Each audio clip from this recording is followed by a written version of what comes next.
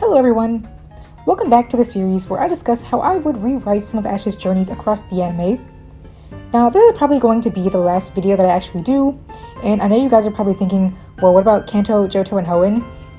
I'm still not sure what I want to do with those yet, because I definitely probably won't touch Kanto and Johto because that was a different age in the anime. I feel like that is its own unique thing, and I probably wouldn't change anything there if I could. And Hoenn, I don't know, I really liked Hoenn, and I just don't know of any things I actually would change off the top of my head. So if I ever end up doing videos on those probably won't come until much later, as I have other videos that I plan on doing, that I plan to do very soon. So I wanted to get that out the way early so you guys aren't wondering and asking where those videos are, considering I did all the other regions and this video is going to be Kalos. So I just wanted to get that out the way early. But this is going to be my video where I discuss how I'm going to be changing Ash's Kalos journey. The reason I saved this one and also Sinnoh for the last ones is because, just like with Sinnoh, I enjoyed a lot of the X5 series. I thought they handled a lot of things really well, so I wasn't planning on changing much, and I probably won't be doing a full series for this either, just like I plan on doing with the other series, like especially Galar and of course Alola. I don't think I'll be doing a new series for Kalos, only because I think they did a lot of things well. So this video itself will probably be the only video where I talk about how I changed Kalos, and it'll probably be a bit of a lengthy one just so I can get everything out of the way here. But if I do end up deciding to make another one later, I'll be sure to let you guys know. So with all of that out of the way, let's get right into the video. So Ash's final team will only have one change. However, this change is going to end up altering a lot of gym battles and league battles for the rest of this series, so I'll get that out the way now. His final team will be Pikachu, Greninja, Talonflame, Hawlucha, Goodra, and Tyrantrum. I'm going to be swapping out Noivern for Tyrantrum in a very similar reason to why I decided not to include Gible on Ash's Sinnoh team, and that's because I didn't like the way Noivern was added to Ash's team. One, I didn't like the fact that they gave Ash a Goodra, they gave him a Gumi and rushed his evolution all the way to Goodra, only to get rid of Goodra, and then put this Noivern on Ash's team, and then still bring Goodra back anyway. It just really bothered me. I didn't see the reason to rush Goodra into fully evolving, and then just put a new dragon on his team. And I especially didn't like the fact that Noivern was obtained as a Noibat, as an egg. It wasn't even a wild Noibat that had a little bit of strength. It was a newborn baby Noibat that couldn't even fly, which of course meant that most of the time on the series was going to be it learning to grow and develop and learn to use moves and actually battle and be competent, which I usually just don't like. I've never liked how they handled eggs in the anime, because they usually give them to the characters so late. The only early egg that we ever really got, as far as I remember, I think was Scraggy. He was obtained pretty early on in Unova, and even still, he took forever to be actually used in major battles. So I definitely wasn't a fan of Noivern being added so late, which is one of the reasons why I'm getting rid of him. And I'm sure you guys are going to ask, well, why not just move Ash getting the egg earlier? I personally would just prefer Ash not to even have Noivern. This is just my own personal opinion. I never really envisioned Ash getting a Noivern. I remember when Noivern was first revealed, it was revealed the same day they revealed Talonflame, and I immediately thought to myself, oh, Ash is probably going to get Talonflame and some rival will get this Noivern thing. Now, of course, Ash did get Talonflame, but he also got Noivern, which I just didn't expect. To me, it looked like something a rival or a villain would have. Of course, I can now see Ash with Noivern since he did have one, but personally, I just didn't really think it fit him at first, so if it's me doing the rewrite, I figure I may as well give him something I thought he would have, which is Tyrantrum. I'll get more into Tyrant in just a little bit, but first, let's start talking about these gym battles. In Ash's gym battle against Viola, I'm going to say that he won't lose. However, it will be Fletchling who gets the win against Vivian, while Pikachu will keep his victory against Surskit, and then he'll deliver enough hits to Vivian so that Fletchling can just finish it off. I wasn't a fan of how in the actual series, Fletchling was able to defeat Surskit in the initial battle, but then in the rematch, he just lost and didn't get any wins, and Pikachu was able to get 2. I just didn't feel that that was necessary. I never really like when Pikachu is out here getting the most wins in a gym battle, because Pikachu battles so much as it is, and it's really hard for the other Pokemon to shine, especially early on. Pikachu usually is the only one strong enough to really be doing anything, so that's why I feel like Fletchling deserved that win, so I'm going to be changing that here. Now we're going to get into that team change with Tyrant. So I'm going to say that Ash will obtain Tyrant as a fossil after helping to defeat Team Flare in Glittering Cave. He and Serena would find the Jaw and Sail fossils, and once they go back to town to revive them, Ash will wind up taking the Tyrant and Serena will take Amora. So that's going to be why Ash is making this team change. I'm going to have Ash obtain Tyrant very early on. He'll probably be, I guess, his third capture in this region, in this rewrite, and Ash will be using him in his gym battle against Grant.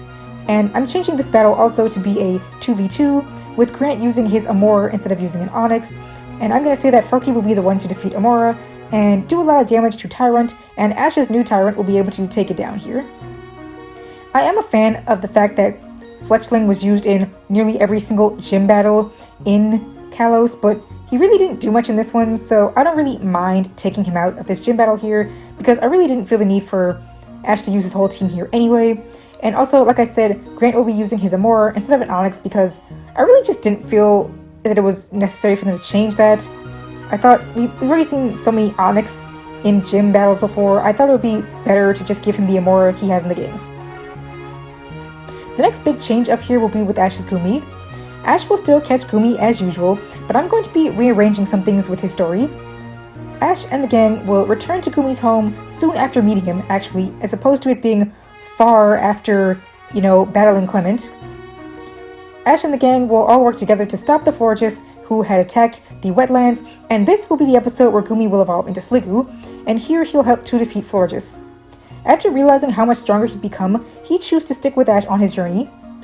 So yes, Ash will not be releasing Goodra, he will be keeping Sliggoo in this stage right here. I moved all these events up earlier because, like I said, I thought it was just really rushed to get Ash a Goodra, only to have him release him to go back to the wetlands, because to me, it just really didn't make much sense. I felt like they may as well have not given Ash Gumi in the first place, if they were just going to rush him off the team so quickly.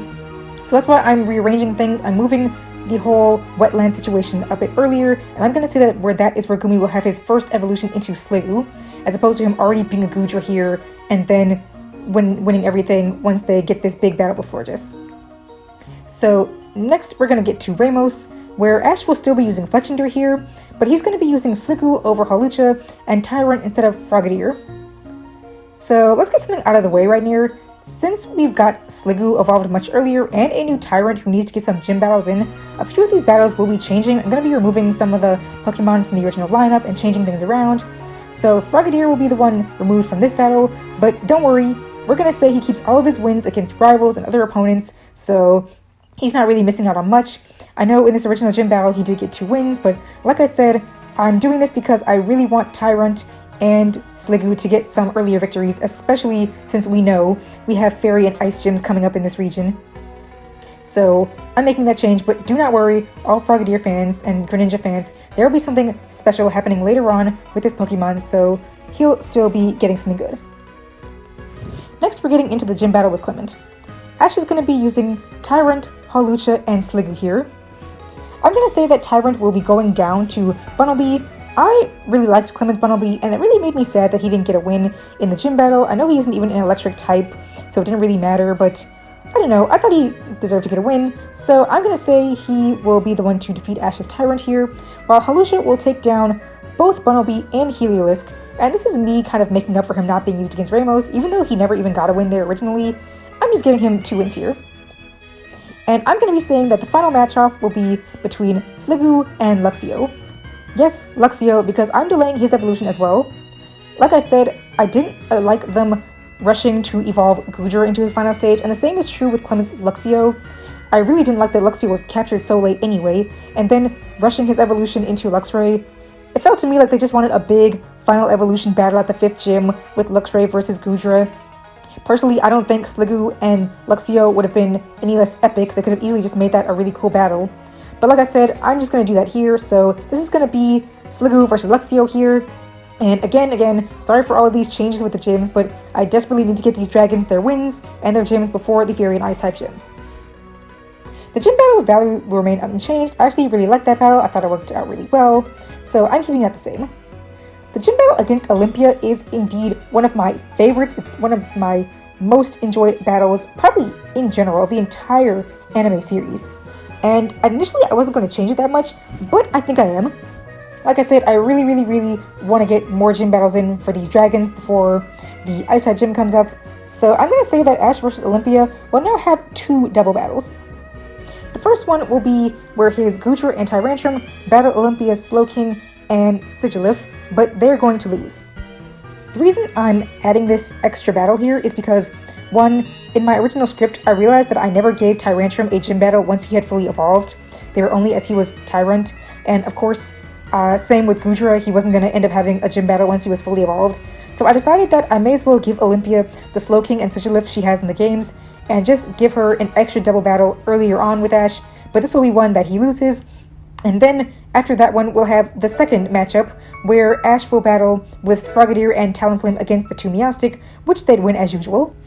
Against Wulfric, I'm going to say that Ash will actually still lose in his first attempt, as I thought that loss was really good storytelling for what would eventually happen with him and Greninja learning how to master the bond phenomenon, so I'm keeping that here. However, I'm just swapping things around a bit with how the anime handled it. In the first battle, Ash used Hawlucha, Talonflame, and Greninja before swapping Pikachu for Hawlucha in the rematch. I'm just going to reverse this choice and say that Hawlucha will wind up in the second lineup where he wins, and I'm just going to say he gets the win against Bergamite, which Pikachu got. So in the end, Hawlucha still gets used in the same amount of gym battles, and he even gets 1 extra win.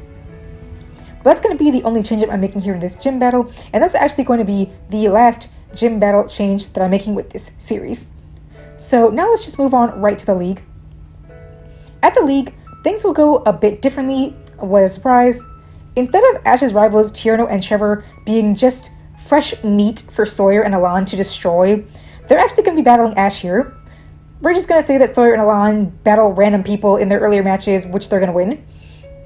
Ash is going to use Pikachu, Tyrantrum, and Hawlucha against Tierno, and then he'll use Talonflame, Greninja, and Goodra against Trevor.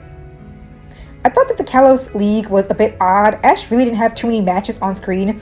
All we really saw from him were the 2 full battles, which they were great. They were both 2-parters and I really liked them, but I don't know. I still felt for the league we should have seen more of Ash's battles, so I'm going to say he's battling Tierno and Trevor here for that reason. Now let's discuss Ash versus Sawyer. This battle will actually remain unchanged for the most part, but obviously we need to change the match that Noivern was originally in. So we're going to say that Tyrantrum will be the one to battle Salamence, and he will actually get a win before being taken down by Slurpuff. Goodra will still tie against Slurpuff, and Greninja will defeat Mega Sceptile as normal. I'm allowing Tyrantrum to win against Salamence instead of tying, because I thought the 2 double knockouts back-to-back were just a bit much, and I felt like at least one of those battles should have actually been a win, so that's why I'm going to say that Tyrantrum will defeat Salamence. Sorry Salamence, you're my favorite Pokemon, but let's give Ash's Tyrantrum this win for this time. Against Alon, things are going to be quite different. Pikachu versus Tyranitar will still happen the same, but I'm going to have Ash send out Hawlucha to battle Weavile, and he's going to take him down before going down to B-Sharp. Tyrantrum will then battle B-Sharp, but then he's going to lose, but he's going to do enough damage so that Goodra can take him down the next time he's brought out, as I'm still going to say that he's recalled after his first win, which took place before Unpheasant versus Talonflame. That battle will still happen the same, with that being a double knockout. I'm going to say that Goodra will be able to deal a few hits to Alon's Charizard, including setting up the rain for Greninja before fainting. Ash will actually send out Greninja a bit early here, and he and Charizard will spar for a bit, with Greninja taking advantage of the rain to deal major damage to Charizard with Water Shuriken before Charizard Mega Evolves. That's something I wish would have happened in the anime. I have no clue why they had the rain dance be set up by Goodra, only for Greninja not to use a single water type move before the rain went away, or before Greninja Mega Evolved and his water type moves were no longer super effective. I thought that was just very annoying. It just felt like it was a way to justify Ash not winning, so that's why I'm changing it here. After Charizard Mega Evolves, Ash will call Greninja back and send in Pikachu to deal a bit of damage, but since Pikachu is so exhausted after defeating both Tyranitar and Metagross, he's going to go down. However, a Dragon Claw from Mega Charizard will activate Pikachu Static, which will cause Charizard to become paralyzed. Greninja will then be sent back out and will transform into Ash Greninja, and thanks to his boosted strength, thanks to the damage from Charizard that he took earlier from Goodra, and the paralysis from Pikachu, I'm going to say that Greninja will be able to defeat Charizard and Ash will win this league. Yes, like many, I thought that Ash just deserved to get this win here. I thought it was just kind of annoying that he didn't. I'm not saying that it was totally in his favor, he definitely should have won it, and that there was no way Alon should have won. I'm not, furious about Ash losing this battle, but I just felt that he deserved to get this win here. Even if he didn't go on to beat the Elite Four and battle Diantha, I still think he at least deserves to win this league. So that's going to be pretty much the end of this league story. The follow-up events with Team Flare will remain mostly the same, but we're going to say that Ash and his friends are able to officially stop everything with these evil roots once and for all, so Greninja will not need to stay behind in the region and will be left at Opus Lab once we get to the end. And the same will be true of Gudra, since his wetland home is still safe in Wooper's loving hands. So that's going to be all for our rewrites for Ash's story. Like I said, I thought most of Ash's journey in Kalos was handled pretty well. The only issue I really had was Noivern being caught so late as a baby little Noibat and not getting any real major feats, and the fact that Ash lost the Kalos League. But with those changes out of the way, I think everything with Ash was handled pretty well, and now we can move on to his travel companions, Serena, Clement, and Bonnie, because I have some changes I want to make for their stories as well. However, this video has already gone for so long, and I actually didn't even realize just how much I wanted to change with the other characters, especially with Serena. And since this video has already gone on for quite a bit, I don't want this video to be too long, so I'm actually going to be splitting this up into 2 parts. In the next video, I will be going over how I would rewrite Serena, Clement, and Bonnie's Kalos stories. So I will see you guys in that next video. See you soon.